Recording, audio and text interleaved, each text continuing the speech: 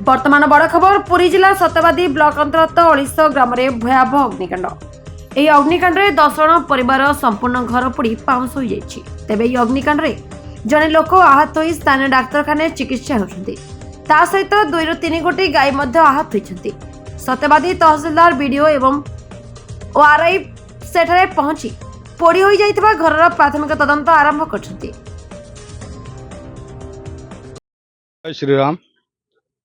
बर्तमान ये आलिश पंचायत रे जो भली दुर्घटना घटला आकस्मिक भाव अग्निकांड बहुत धन जीवन क्षय क्षति होती।